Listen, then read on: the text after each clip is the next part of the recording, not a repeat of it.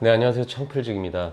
오늘 말씀드릴 주제는 떡볶이 창업에 관련된 얘기인데요. 창업을 준비를 하실 때 이 정도 흐름 정도는 아셔야 되겠다 싶어서 전체적인 흐름에 대해서 좀 말씀을 좀 드려볼까 합니다. 예전에는 항상 우리가 다니는 길에 좀 투박해 보이지만 인심 좋게 한국작식 퍼 담아주고 순대하고 오뎅하고 곁들여서 부담 없이 먹고 갈 수 있는 그런 떡볶이 집들이 많이 있었잖아요. 떡볶이라는 게 어떻게 보면 한국인들 아니 여성분들에게는 꼭 한 번씩 생각나는 소울 간식과도 같은 그런 아이템인데, 언젠가부터 길거리 개인 떡볶이 집들이 없어지고 그 자리를 프랜차이즈 떡볶이집으로 교체가 되게 됩니다. 길거리 개인 떡볶이 집들이 없어진 이유는 좀 간단합니다.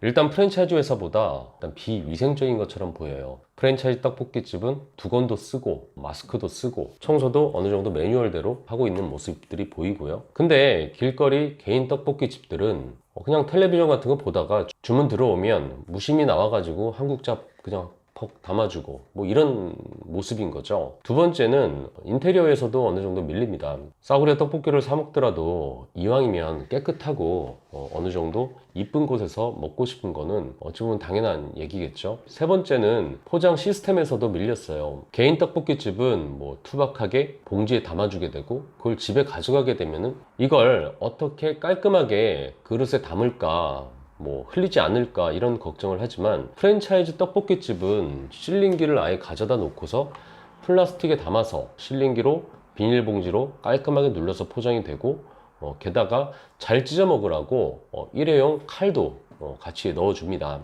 그렇게 하는 프랜차이즈 떡볶이집하고 경쟁을 해서 이기기가 힘이 들겠죠. 게다가 기존 떡볶이집보다 위치도 더 좋은 데 들어가요. 원래는 떡볶이집이라는 게 소상공인들, 어떻게 보면은 소자본으로 가지신 분들이 큰 기술 없이도 좀 골목길에 있으면서 이렇게 장사를 하셨었는데, 좋은 자리에 프랜차이즈 떡볶이집들이 들어오게 된 거예요. 개인 떡볶이집이든 프랜차이즈 떡볶이집이든 맛과 가격이 비슷하다고 가정을 한다면 위생, 또 인테리어, 포장 시스템도 모자라서 장사하는데 그 중요한 자리까지 안 좋게 되면 이건 백전백패인 겁니다. 게다가 맛에서도 결국 밀리게 되는 거죠. 장사가 어느 정도 차이가 나게 되면은 맛도 어느 정도 변하게 돼요. 왜냐면 떡볶이라는 게 좀 희한한 메뉴입니다. 똑같은 레시피도 그냥 조그만 냄비에다 한 거하고 커다란 철판으로 대량으로 한 거하고 맛이 틀려요. 사람들이 많이 찾는 대형 철판으로 하는 떡볶이집들이 맛집으로 소문이 나는 게, 이게 신선한 재료나 특별한 레시피도 중요한데 큰 철판으로 해야 이게 진짜 제대로 된 떡볶이 맛이 나거든요. 집에서 아무리 맛있게 하려고 해도 그 대형 철판 맛을 못 잡는 이유가 분명히 있습니다. 둘째로 이게 조리를 한 다음에 일정 시간 지나서 바로바로 먹어야 되는 건데, 바로 안 먹고 이거를 그대로 안 팔려서 오래 두게 되면은 이상한 군내 같은 게 나게 됩니다. 왜냐면 떡도 밀가루나 쌀이고 그거를 양념했던 고추장도 밀가루 쌀로다가 만드는 거다 보니까 시간이 지나게 되면 그게 서로 합해지게 되면서 그런 희한한 냄새가 나는 것 같아요. 생긴 것도 맛이 없게 변하게 되고요. 그래서 개인 떡볶이집들이 처음엔 맛있다가 점점 시간이 지나서 이 집 맛 변했다 이런 소리를 들으면서 망해가게 되는 경우도 많이 있었습니다. 그래서 프랜차이즈 브랜드로 유명했던 아땡 떡볶이나 국땡 떡볶이 이런 테이크아웃 떡볶이집들이 마구 생기면서 전성시대를 열게 됩니다. 2010년대 초반만 해도 굉장히 그런 테이크아웃 떡볶이집들이 많이 생겨나게 됐죠. 근데 요즘 테이크아웃 전문 프랜차이즈 떡볶이집들이 어느 순간 엄청 많이 없어지게 된 거 혹시 느끼고 계신가요? 떡볶이 프랜차이즈 원조격인 아땡 떡볶이도 어떤 사정이 있었죠. 어쨌든 감땡 떡볶이로 이름을 바꿨지만 순식간에 점점 더 없어져 가게 됐고요. 국가대표 떡볶이라고 불리던 국땡 떡볶이나 상어를 뜻하는 그런 떡볶이 집들까지 어느 순간 없어지고 쇠퇴해 가게 됩니다. 그 외에 엄청 많은 포장 전문 떡볶이집들이 어느 순간 2010년대 중반서부터 좀 점점 더 많이 없어지게 돼요. 이게 뭐 이유를 말씀드리자면, 첫 번째는 좀 된다 싶으니까 일단 다 달라붙어서 경쟁을 하다 보니까 결국 나눠 먹게 되는 거죠. 예전 개인 떡볶이 집들이랑 처음 붙었을 때는 그 수많은 개인 떡볶이 집들하고 프랜차이즈 떡볶이 집들하고 어떻게 보면 교체를 하는 시기에는 어느 정도 망하고 흥하고를 하다 보니까 기존 경쟁자를 뭐 가볍게 이겨서 장사도 잘 되고 했었는데, 그게 어느 정도 교체가 되고 그 프랜차이즈 떡볶이 집들끼리 또 다시 붙게 되면서 과당 경쟁이 되는 거죠. 과당 경쟁이 되게 되면 수익이 낮아지게 되고, 결정적으로 좋은 자리를 서로 간에 선점하려 하다 보니까 그런 좋은 자리는 다 임대료가 높잖아요. 그만큼 장사가 또 되면 인건비도 높아지고, 그럼 수익률이 점점 저하가 되는 겁니다. 동네 떡볶이 집들은 개인으로 그냥 할 때는 임대료가 좀 싼 곳에서 조그맣게 아주머니 혼자서 임대료, 인건비 부담 안 들어가면서 그냥 밥은 먹고 살았었는데, 프랜차이즈 가맹점은 본사에서 하라는 대로 했겠지만 어쨌든 임대료가 비싼 곳에 들어가게 되고, 장사가 잘 될 때도 있고 안 될 때가 있어도 어느 정도 인원을 갖춰놓고 장사를 해야 했기에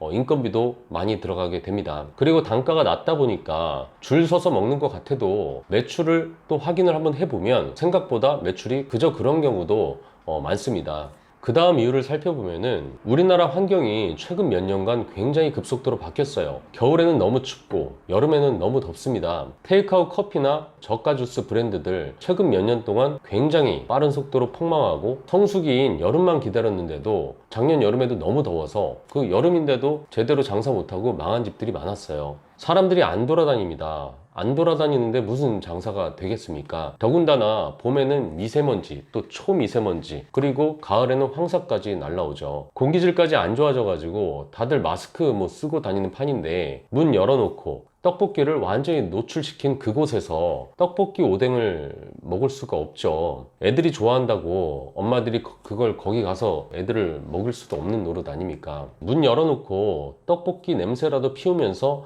장사를 하던 곳들이 이제 다 문 닫아놓고 그렇게 장사하고, 동네 사람들 자체가 돌아다니를 않으니까 테이크아웃도 없어지고, 그러면서 서서히 망해가게 된 거죠.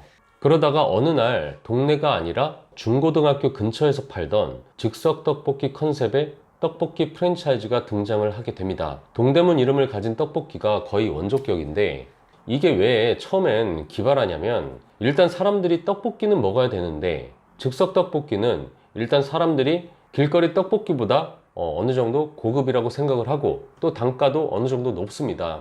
간식이 아니라 한 끼 식사로도 가능하고, 토핑 같은 거 뭐 이것저것 넣다 보면은 푸짐해 보이고, 단가가 나오다 보니까 또 이게 배달이 되는 거예요. 배달 어플들도 활성화가 되고 배달을 할 만큼 그런 단가가 나오게 되는 겁니다. 기존에 테이크아웃 전문으로 했던 그런 떡볶이 브랜드들은 배달을 못해요. 왜냐면 3,000원짜리 떡볶이를 3,000원 배달비 주고 먹는 사람들이 뭐 얼마나 되겠습니까? 이것저것 메뉴를 합쳐도 1만원 넘기기가 힘이 드니까 배달료를 주고 먹기에는 소비자들도 돈이 아깝게 되는 거고, 또 가맹점주 입장에서는 수익률 자체가 찾아와서 먹는 그런 수요나 찾아와서 포장해 가는 그런 수요를 기준으로 수익을 잡아놨는데, 갑자기 포장을 해서 배달을 하게 되면 포장비가 곱으로 들어가고 배달 대행 수수료에 배달비 비싸게 받아먹는다고 컴플레인까지 걸리니까 해봐야 남는 게 없게 되는 거죠. 게다가 기존에 테이크아웃을 전문으로 했던 떡볶이 프랜차이즈는 상권을 적게 줍니다. 뭐 반경 500m라든지 아무튼 1km는 안 넘어가요. 어쨌든 그 근처에서 사람들이 걸어서 올 수 있는 사람을 수요로 주는 거니까요. 사람들이 찾아오는 거를 기준으로 잡아서 한 500m 반경, 한 3,000세대 정도 준다고 생각을 하면 됩니다. 그렇게 되면은 서로 배달을 한다고 가정했을 때 똑같은 브랜드를 가지고 있는 점주들끼리 또 피 터지게 싸우게 되는 상황이 벌어지게 되는 거죠. 500m 반경에 하나가 들어가고 그 다음 500m 반경에 또 하나가 있다면은 배달 반경은 사실 1.5km까지도 갈 수가 있는 건데, 점주들이 많아지게 되잖아요. 그럼 그분들끼리 또 싸우게 되니까 이게 상권을 주기도 애매하게 되는 거죠. 그런데 즉석 떡볶이 프랜차이즈는 일단 단가가 나오고 푸짐하니까 가족들이 다 같이 먹을 생각으로 시켜 먹기가 좋고, 그렇게 단가가 나오다 보니까 배달료도 크게 부담이 안 되고, 배달 반경을 최소 1, 2km 정도 주다 보니까 그만큼 수요도 많아지고 잠재 고객 수 자체가 굉장히 많아지게 되는 겁니다. 최소한 한 아까 얘기했던 3,000세대가 아니라 15,000세대 정도는 내 고객으로 확보를 할 수가 있게 되는 거죠. 게다가 배달이 되면 굳이 임대료가 비싼 자리에 안 들어가도 되고 홀에서 서비스할 일이 적으니까 사람도 적게 씁니다. 그래서 최근에 배달 전문 떡볶이 브랜드들이 굉장히 많이 생겼어요. 그리고 임대료가 100만 원도 안 되는 곳에서 월 매출 3천만 원, 4천만 원, 순수익이 1천만 원이 넘는다.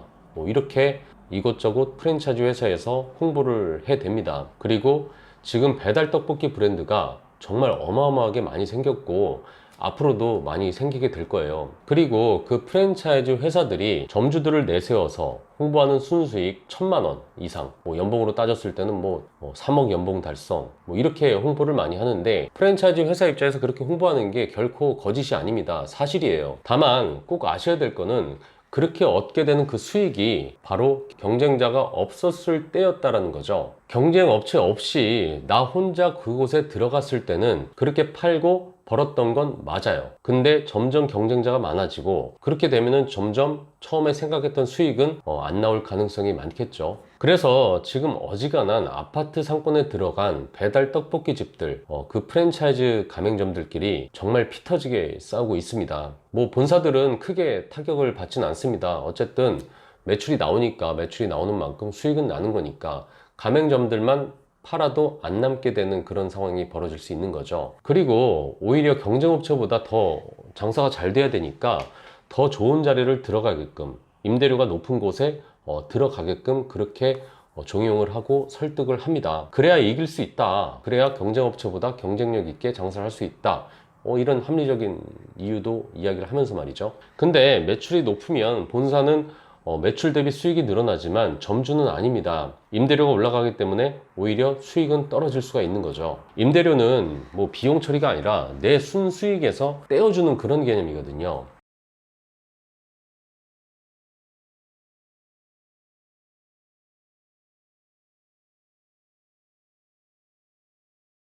떡볶이 프랜차이즈 사업이라는 게 말이죠, 이게 되게 매력 있는 게 이게 소스 사업이거든요. 이 소스를 써야만 그 브랜드 떡볶이가 되는 거기 때문에 소스를 꼭 써야 되고 점주들의 사입 자체가 불가합니다. 그리고 그 소스라는 게 그 원가 대비 수익이 굉장히 좋은 편에 속합니다. 최소 원가 대비 300%, 400%는 남기는 거죠. 그 이상도 있을 수 있고요. 한번 생각 한번 해보세요. 밀떡이든 쌀떡이든 그거 직접 마트에서 사면 얼마나 합니까? 떡볶이 소스도 누구든지 만들 수 있는 건데 집에서 고추장이나 올리고당 같은 거 좋은 거 넣어봐야 그게 원가가 얼마나 들어가냐는 얘기죠. 하지만 프랜차이즈 가맹점 공급가는 소비자가 대비해서 원가가 한 35% 정도, 그 정도 선에서 유지를 하고 있습니다. 그리고 창업 자금이 별로 없는 요즘 예비 창업자들은 또 떡볶이 창업을 하려고 알아보게 됩니다. 떡볶이 파는데 무슨 돈 들어갈 게 많지가 않잖아요. 기자재도 비싼 것들이 들어가는 게 아니고 냉장고 들어가고 떡볶이 철판 들어가고 이런 정도 들어가는 거지 많은 투자를 할 만한 그런 기물들이 없죠.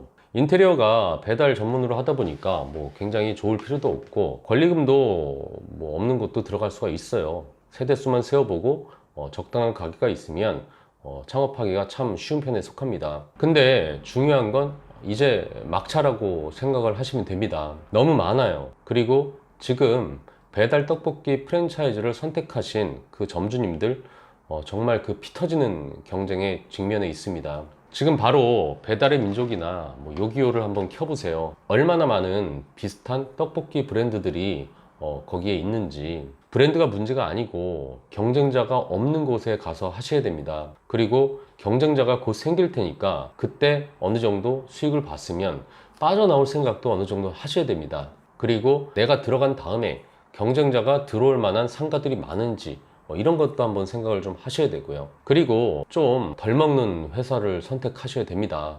그냥 단지 매출이 높고 대박이다 이런 홍보에 속아서, 그런 마케팅에 속아서 눈탱이 맞지 마시고 어느 정도 스스로 생각을 하고 판단을 할 수 있는 그런 역량을 갖추시고 브랜드를 선택을 하셨으면 좋겠습니다. 모쪼록 창업 초보자분들이 떡볶이 창업을 생각을 하실 때 이런 부분들이 있다는 것을 좀 아셨으면 좋겠고요. 도움이 되는 영상이었길 바랍니다. 이상 창필직이었습니다.